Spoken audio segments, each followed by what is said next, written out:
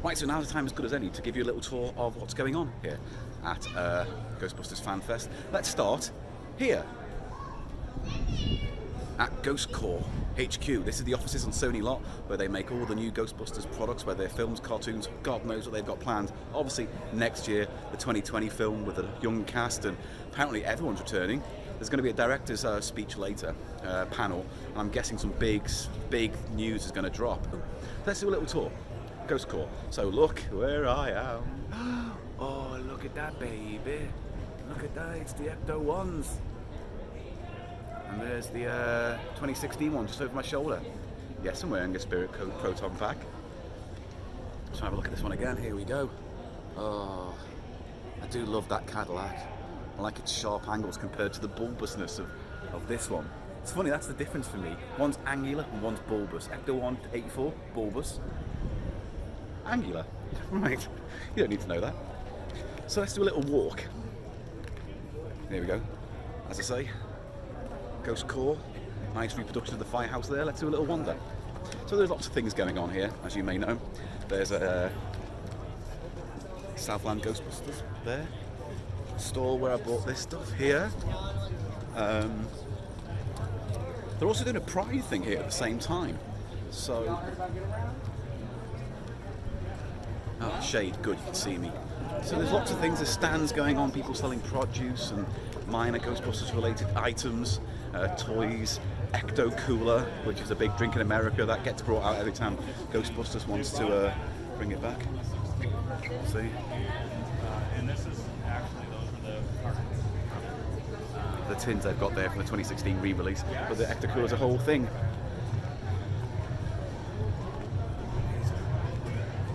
It's not just about me, Paul, you've got to show everything else, so go on, there's the panel there, excellent.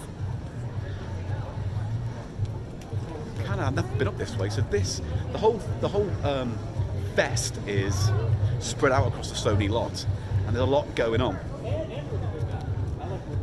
Let's have a little look. So here, the panel rooms with lots of shows and things going on. We had our showing earlier at the backstage theatre, small intimate venue.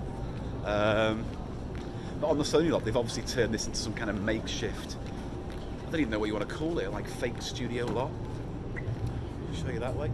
There's a big Lowe's theatre-esque thing where they do panels and screenings and whatnot, so that's nice, isn't it? What else? There's not much up this way, but it's nice to wander around the Sony lot because not many people get the chance to do that, even if it saves money as well. Here we go. Just in there, there've been a few panels and signings where you can shake hands and do photographs with Dan Aykroyd, Howard Ramis and co. Not Howard Ramis, obviously you can't, unless you're a ghost. Ernie Hudson, Dan Aykroyd, people like that. At the Cary Grant Theatre, so it's nice. This, by the way, I have this as a print. I need to get it framed one day because it's a fucking lovely thing, and I should really get that put in a frame sometime soon. Right, let's go for a quick walkthrough. It's already been 4 minutes in, I'm not really giving you much content. So, if you're a Ghostbusters fan, this is heaven for you. Panels, chats, signing, talks, all kinds of things. They're talking about the video game as well, because that's what's coming remastered. It's coming out soon. I'm getting it for the Switch, yes, of fucking course I am. And if I do, I promise to do a Twitch thing of me playing it. Why not, right? There's an overall sense of no one really knowing what's going on, and that's fine.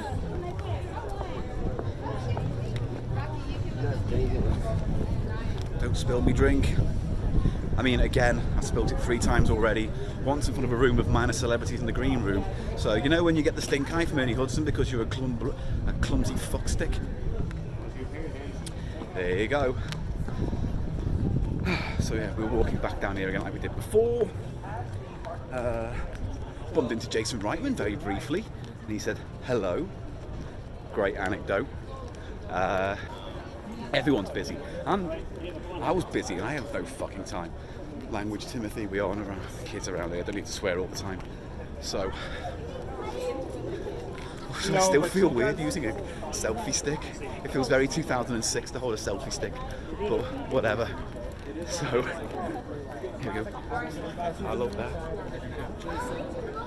Right. Panel room. Now here's a fucking awful thing. this Ghostbusters AR experience. You know, like the kind of void thing. Do I get the chance to do it? No. Why? Fully booked. Great. And there's that fake toy box back thing. What's the word I'm looking for? Real Ghostbusters Mattel toy thing where you can stand and pretend you're an action figure. There's that. I genuinely can't spill this fucking drink anymore today. I've got it mostly on me. So, going back through here again. But let me just tilt this and give you an overall look at the main kind of square. And the main kind of square is where the bands are going to be, the concert's going to be, karaoke I think. There's all sorts going on. So let me give you where can I go here? I'm going to try and go. And give you a little view here. Let's do this, shall we?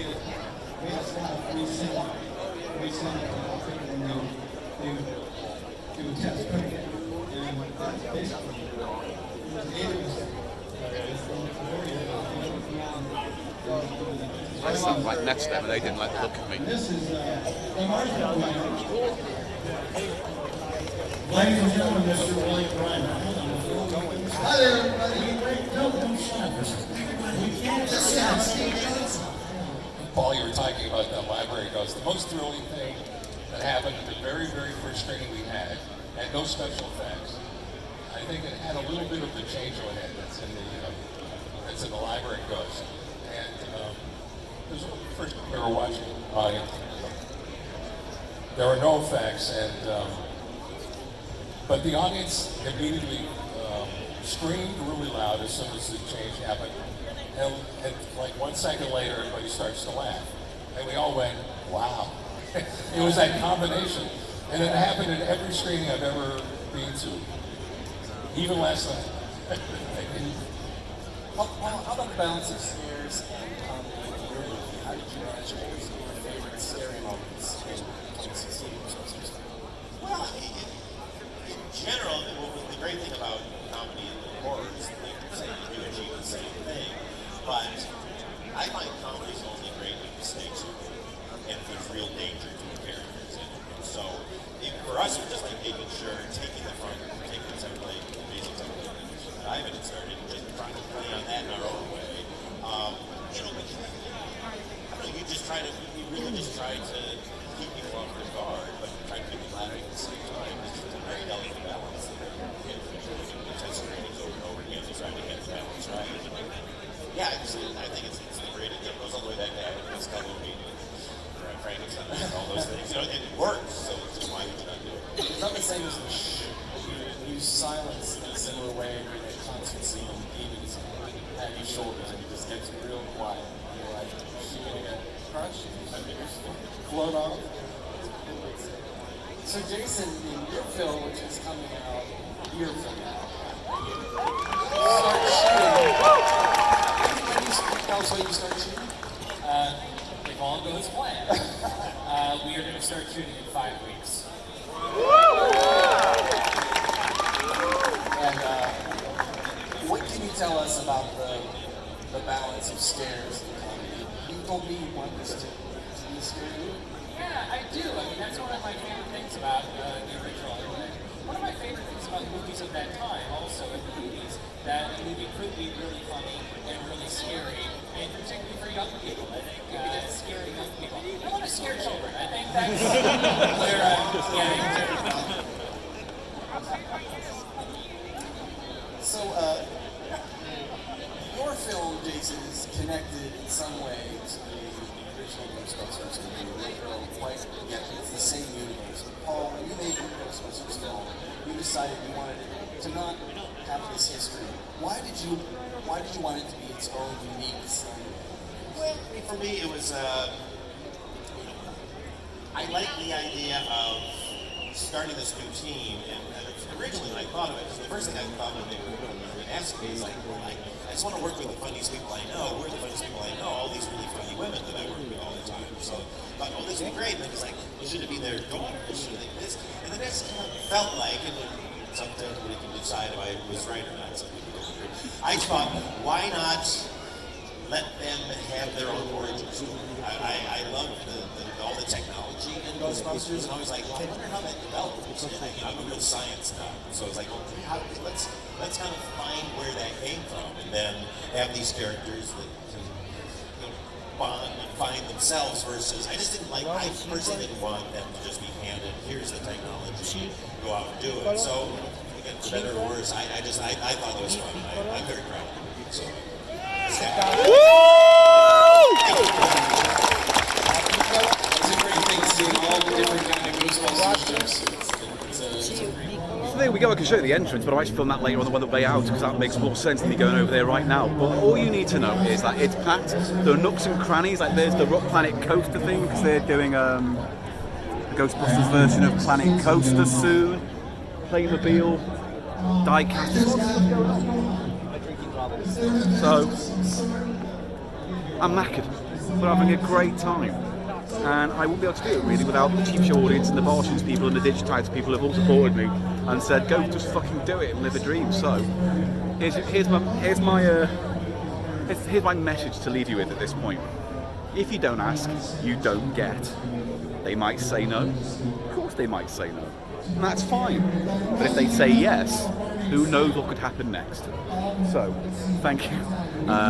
I'm going to keep recording. Again, there's going to be a Cheap Show version of all of this, so you can listen to the video online. And I'm going to stop rambling because I actually want to try and enjoy this instead of finding moments to film or to record or to spill drink on minor celebrities.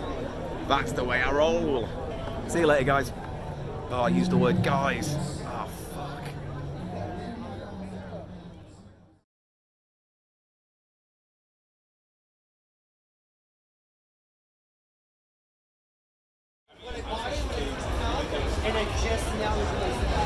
Right, this is what I find out now that's going to get really awkward.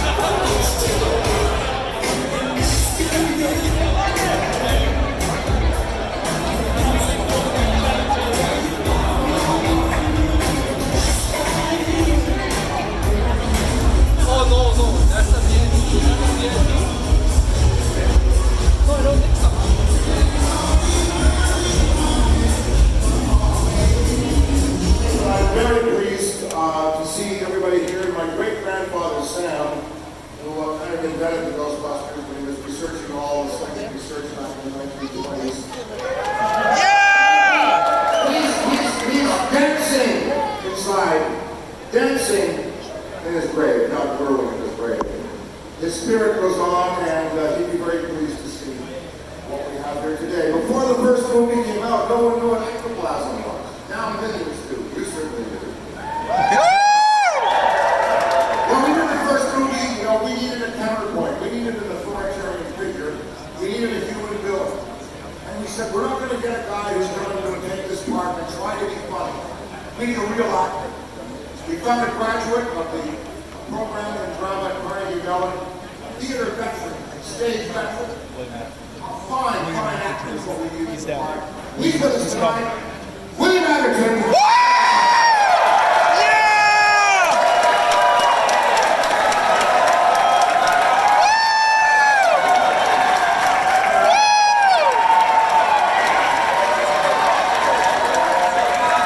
Now today in this world, the administration we have now, in the movie, of course, he was right down on us for environmental protection violations. Today he'd go, it's okay, we let the regulations are gone, do what you want to do with this video. Also, we needed someone, we needed the everyman, we needed the human. Who would come in and display like secular Britonium, not believing, then believing, and then becoming an ally, a founder of the Ghostbusters, Ernie Hudson, Winston, etc.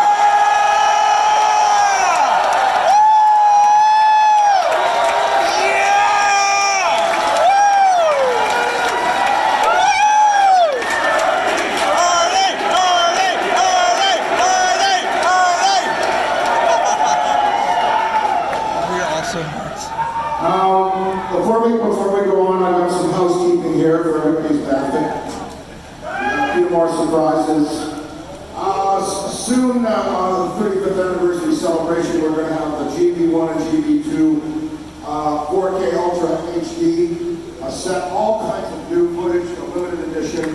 We do this, including 2 hours of footage that you haven't seen. I haven't even seen some of it. Thank God! Including 4 camera, the full soundtrack. Yeah, she gets the pants off. Yeah. I'm sorry. That's just a joke. I'm sure they've seen worse, you know. Grade 7, you know everything now.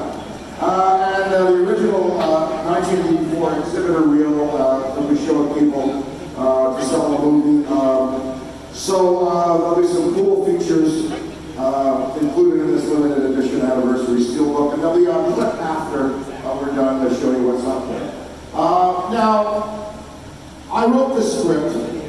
It was a lot different from the movie we made, but it had the elements there that had to go on. It had the hardware, the system, the traps. It had Mr. Stay Puft. It had that world.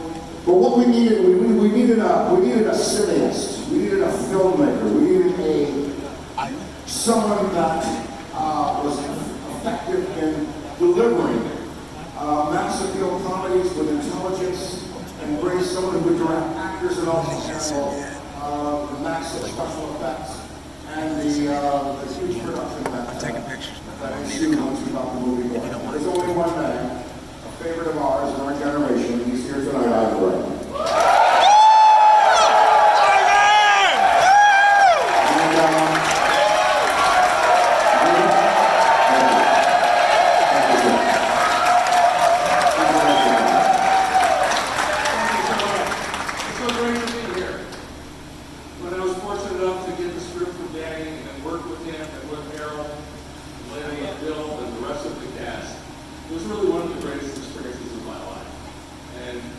It's amazing here, 35 years later, it's actually exactly tonight. Yeah! And I just want to thank all of you for being here, for coming and seeing us tomorrow. We're going to have a lot of fun tomorrow. Hells bells, yeah! And being so loyal, and hung out and created groups all over the world, built your own automobiles, your own backpacks. And just being so supportive of this film, and so supportive of me, and I really appreciate it. Yeah, come on! Woo! So, thank you. And one of the other great experiences of my life is are my children, and I'm very proud of them. And you know, you may have heard that a very fine director has written this extraordinary script that has really blown us all away, blown so much. Yeah! And he's going to deliver this extraordinary movie for 2020. And it gives me great pleasure to introduce Jason Wright.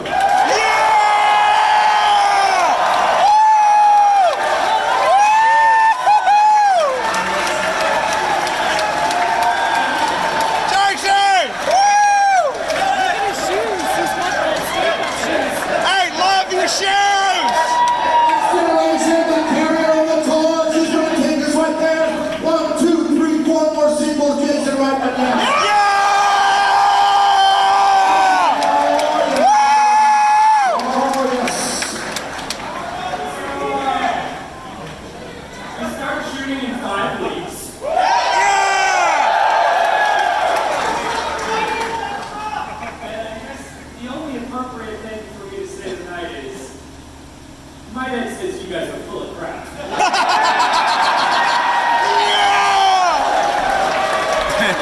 Watch the movie, huh? Yeah! Thank you so much. We'll see you tomorrow at the Grand Fest. It's going to be just so great. Thank you.